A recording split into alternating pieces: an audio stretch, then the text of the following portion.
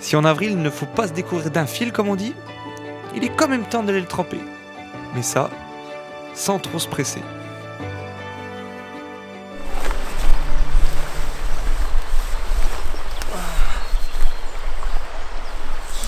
Là, je peux vous dire qu'il fait pas chaud. Il a gelé cette nuit. Là, en arrivant sur le spot à 8h passées, on avait encore qu'1 degré. Donc on va pas se presser. On va surtout pas s'exciter et prendre le temps. J'ai fait un premier spot, là j'ai vu qu'il y avait personne dehors, donc on va laisser tout ce petit monde se réveiller et se réchauffer, nous aussi. Et on attaquera quand la température sera un peu plus élevée, parce que là je vous dis, ça sert à rien d'aller pêcher dans le vide. Mais allons-y, il me tarde de débuter cette belle journée d'avril qui s'annonce magnifique.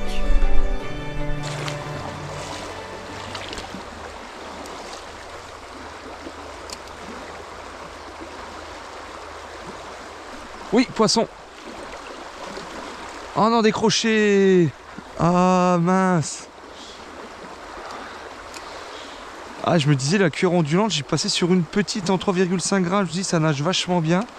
Décroché, bon, un poisson qui devait faire 25 cm à peu près à la touche et au premier coup de tête. Mais c'est cool. Juste sous l'arbre, juste derrière l'arbre là, j'ai réussi à bien lancer. C'est un joli spot. Il y avait un poisson. Alors je passe sur une petite ARS parce que même si le côté virevoltant et brillant de la pure était vraiment intéressant, je passe encore un tout petit peu vite. D'ailleurs je me rends compte que les hameçons là sont vraiment ouverts. Encore du ferrer un caillou moi. Hop là. Donc je compte là-dessus pour garder cet effet brillant qu'on va vraiment rechercher dans une journée ensoleillée comme ça. Mais en ralentissant un tout petit peu la pêche parce que les eaux sont encore froides et les poissons, à mon avis, encore un petit peu engourdis. Oh, l'état des hameçons. Voilà, tout neuf.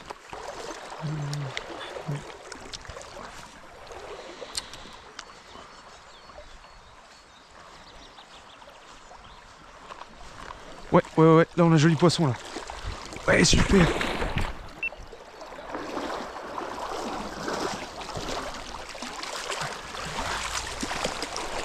Ouais. Bah alors c'est quoi cet épuisage? La première les gars. Trop bien. Bah cool ça les amis. Vous avez vu, donc je décroche la première là à l'ondulante. Je me suis dit les flashs ça marche bien, ça passait pas mal, mais bon vous savez ça virevolte beaucoup et ça allait un peu vite. Donc je suis repassé sur une tournante. J'ai mis un tout petit peu trop de poids. J'en ai mis une de 0,5 de moins. Et là, t'avais 3 lancés après, je suis super bien passé, boum poisson. Donc voilà, oui, ça valait le coup d'attendre. Il commence à avoir un petit peu de poisson dehors et on va progresser tout doucement et garder cette première indication qu'on a qui sont les palettes et leur brillance. Donc voilà, je suis très très content et j'ai hâte de voir la suite. Et si la nature semble s'activer, ce n'est pas uniquement au fond de l'eau qu'elle le fait, à l'image de ce cingle qui passe à une vitesse impressionnante ces oiseaux. Allez, fini de s'émerveiller sur les piafs et direction le prochain spot qui se trouve à un petit peu de marche.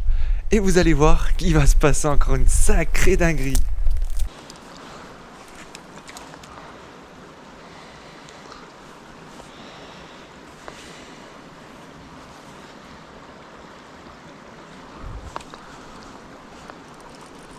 Oh putain, j'ai encore fait une dinguerie. J'ai laissé le leurre encore sur le fond. Putain, ça m'est déjà arrivé ici ça.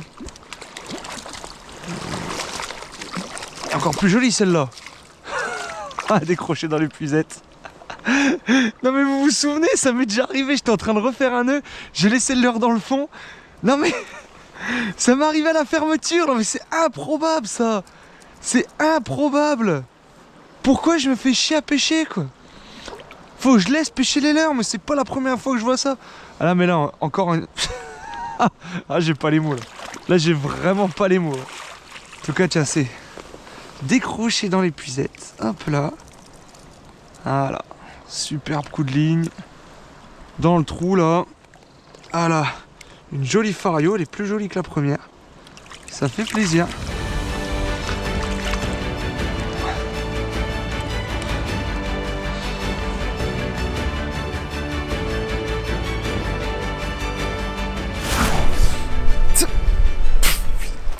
C'est un truc de fou.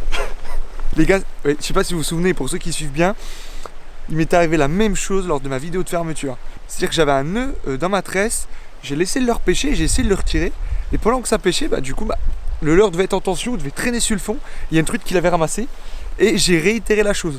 Sauf que cette fois-ci, j'ai réussi à retirer le nœud. C'est incroyable. En plus, c'est sur la même rivière, donc ça me fait coller ce truc. Et j'ai peut-être trouvé le secret de cette rivière-là, en fait, les gars. Il ne faut pas animer les leurres. Vous embêtez plus. Vous jetez, vous laissez couler. Vous faites en sorte de ne pas vous accrocher, et ça prend des fiches. Waouh. Bon, deuxième poisson, un petit peu plus joli. Il y a quand même du monde dehors. J'ai pas fait beaucoup de spots, donc c'est plutôt bien. Et là, on a un joli trou, et il y avait une truite dedans. J'en reviens pas, les mecs, c'est un truc de fou. Allez, on continue. Ça sent la belle journée. Ah là là, n'importe quoi. On a vraiment son lot de surprise à la truite. Et je pense que c'est pour ça que j'apprécie autant. Là, il y a des grands plats en dessous. Bon, on peut pas trop pêcher, mais j'ai pris le temps de regarder. C'est pas la période où on trouve les poissons. Donc, c'est rien de s'attarder sur des zones comme ça. C'est beau en tout cas, très beau.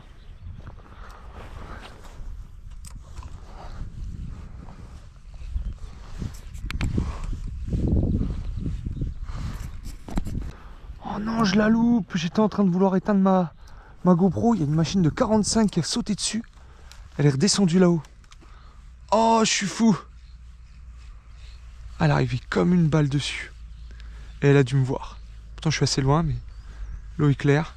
Pas faire de choses en même temps. Soit on allume là, soit on gère la caméra, soit on pêche. Ah, je suis dégoûté. Ah, putain, il était à prendre ce poisson. Oh.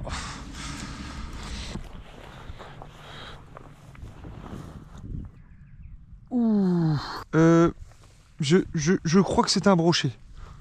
Je suis pas sûr du tout. C'était gros, hein. Joli, là. Tu peux se péter la gueule. Hop là. Je peux peut-être même pêcher d'ici, tiens. Assis. Ouais.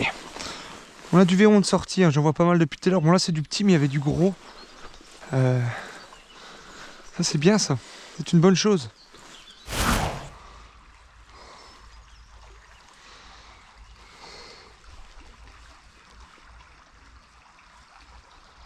Il y en a une derrière. Ah putain. Elle est venue voir, donc je suis passé sur des contacts 72, donc un coloré un peu différent, mais c'est pas ce que je voulais. Je voulais quelque chose qui pêche un peu plus profond, qui fasse bouger plus d'eau. Elle est venue suivre. Elle a pas pris, je l'ai vu de loin. Hein.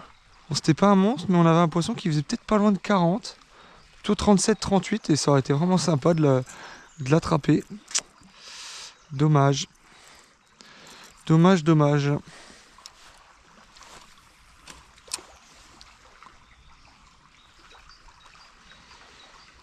Elle est derrière. Oh, elle est revenue voir. C'est pas vrai. Ah, elle est revenue.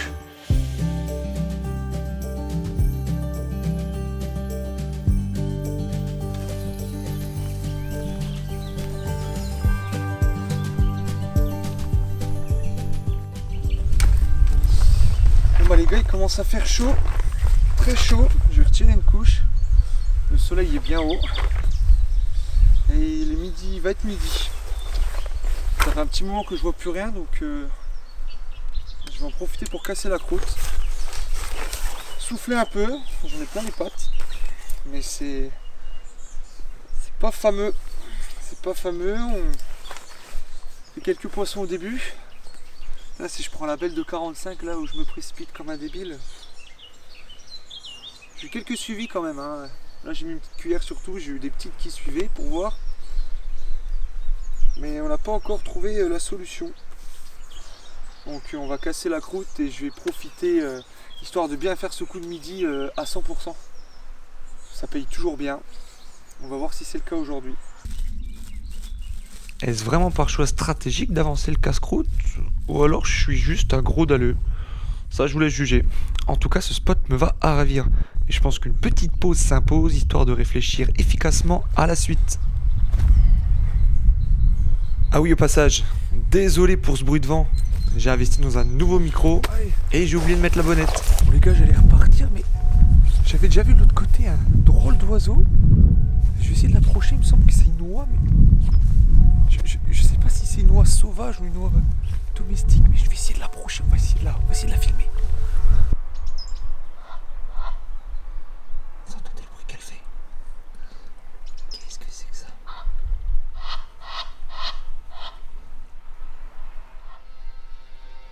Bon, notre ami l'oie étant parti, la croûte étant cassée, je voulais vous parler d'un petit truc. C'est pas grand chose, mais franchement, moi ça m'aide beaucoup. Quand vous avez du temps de pêche, comme c'est le cas pour moi aujourd'hui, plutôt que de me fatiguer à lancer, lorsque je sais que je traverse une période creuse, 10h, 11h par exemple, voire même 9h suivant la période, et ben j'hésite pas à stopper mes lancers, à me reculer un peu de la berge, à continuer à progresser et à prendre beaucoup plus le temps d'observer. Car quitte à ne rien prendre, autant apprendre. Et c'est vrai que ça nous permet de nous économiser pour les bons moments. On est moins vite fatigué, on en a moins vite ras-le-bol. Et c'est comme ça qu'on va observer les choses. Les moucheurs vous le diront, ils passent leur temps à observer, quitte à ne pas fouetter une seule fois dans la journée. Je vais monter tout doucement avec les polas et je vais voir si j'arrive à choper quelques infos. Alors, c'est pas la période où tous les poissons sont dehors, mais l'eau commence à être assez claire, assez basse.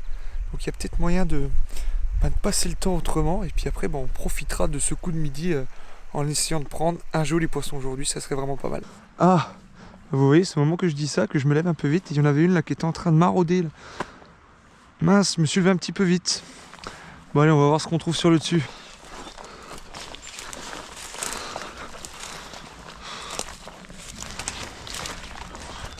C'est joli là. Un gros trou. C'est un gros trou. C'est pas vraiment ce qu'on veut pêcher. Ouais, ça fait une cassure là, c'est magnifique avec un trou énorme.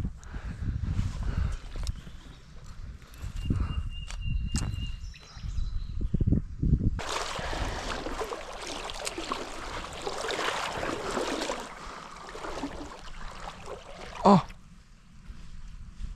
Ouais! Oh non, je la loupe! Je la loupe 2 fois, je sens un boum! Et je la vois revenir. Oh non! Je suis dégoûté. Ah là là là là, je viens juste de mettre un d'insight. J'aurais peut-être dû le faire avant. En tout cas, le courant s'y prête bien.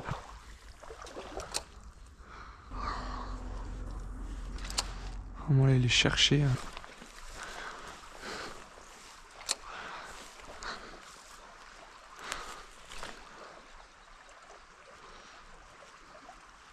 Oui, oui. Oh! Je me disais, j'ai eu l'impression de prendre une touche au début. Oh, la belle truite là!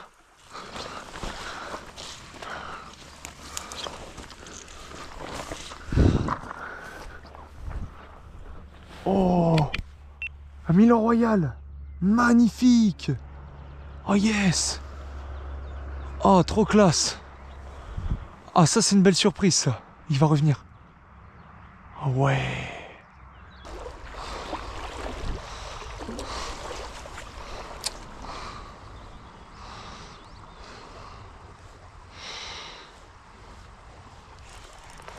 Ouais. Je me demande si c'est pas un ombre. Ah si, tiens. Ah non, j'ai rien dit. Une petite truite. Ah, hop. Yes. Ah les gars. Après une belle période de disette. Bon bah sur un voilà ici j'ai dit je vais mettre. J'ai vu que ça suivait un petit peu, j'ai dit je vais mettre une. Je vais mettre une petite cuillère quand même. Puis là voilà. On a ça, la 3e de la journée. C'était un petit ombre au début, je voyais des reflets très argentés, mais que nenni. C'est une truite. Ah, ça remotive un peu de sensation. Pas de sensation forte, mais de sensation. On arrive sur des zones sympas. On va garder la cuillère du coup. Hein.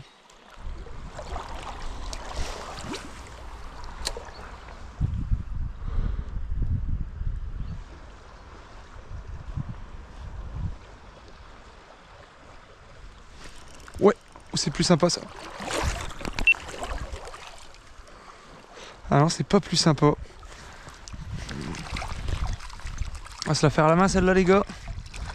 Ouais, 2 coups sur coup, c'est cool ça.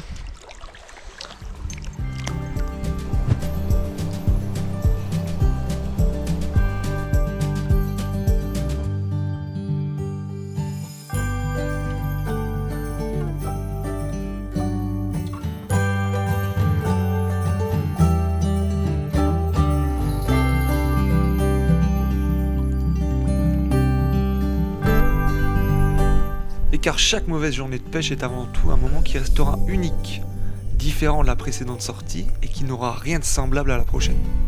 Un instant seul face à la nature, qui permet de se ressourcer, mais aussi de couper. De couper, j'ai dit. Ça va, pardon. Avec comme souvenir ces poissons croisés, pris ou loupés bien sûr, car il faut bien démanquer pour avoir les plus folles histoires à raconter.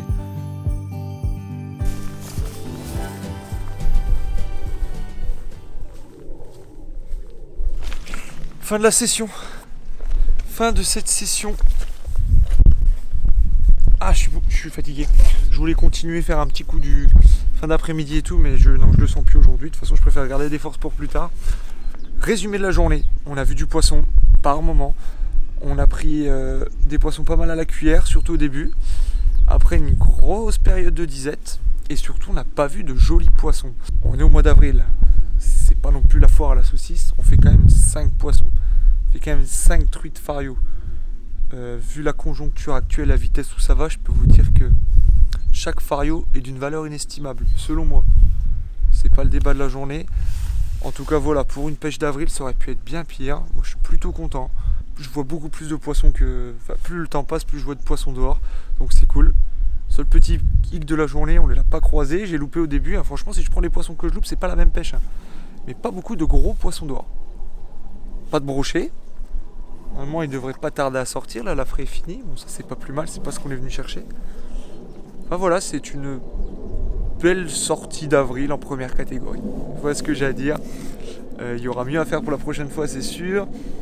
Les eaux se réchauffent. Bon, ça baisse. Par contre, je vous l'ai dit au début de session, c'est les grandes journées à ciel bleu comme ça, avec l'eau qui descend depuis X temps et des nuits très fraîches. C'est pas les meilleures conditions. Je cherche pas à me trouver des excuses, j'essaye de comprendre les choses. Je vois pas mal d'insectes, je pense pas que j'ai pris le temps d'en filmer.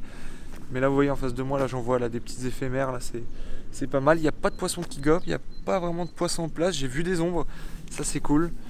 Parce que chez nous on est quand même bien emmerdé par le cormoran depuis quelques années. Donc les populations d'ombres sont en train de chuter à une vitesse vertigineuse dans l'indifférence générale et dans le silence le plus total de tous ces pseudo-défenseurs de l'environnement, bien sûr.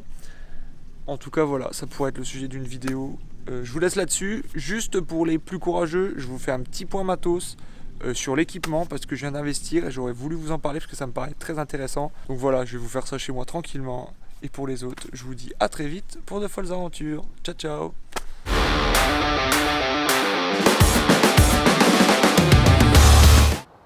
Et c'est de matériel de wadding dont on va parler. Alors désolé, là, je suis tout reclus là. Ça fait un moment que la prise est tournée, seulement je viens de voir que mon autofocus avait merdé, donc tout était flou. Donc voilà, 10 minutes que je parle dans le vent comme un guignol. Et là du coup, il y a le soleil qui est en train de me... Il y a l'étau qui se resserre, parce que si je me mets là, vous allez... Bref.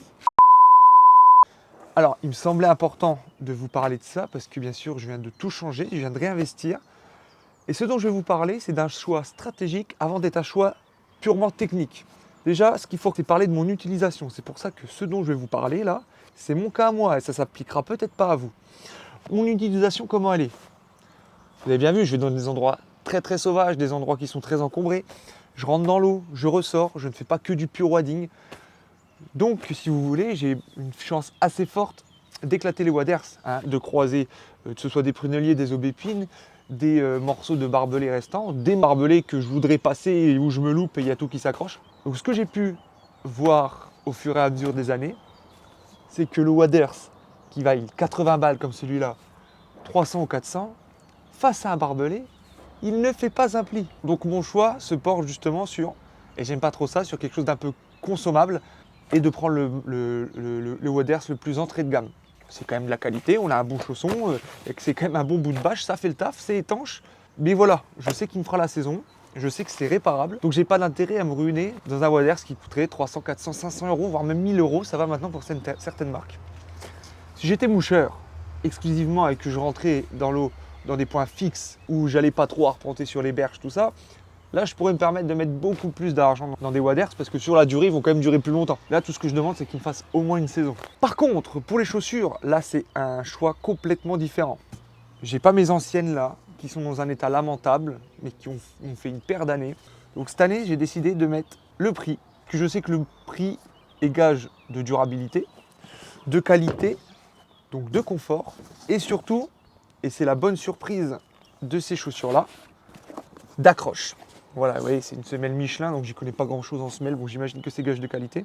En tout cas, lors de ma première sortie, il y a quelques jours, j'ai trouvé ça juste exceptionnel de pouvoir descendre sur les berges sans se péter la tronche toutes les 5 minutes.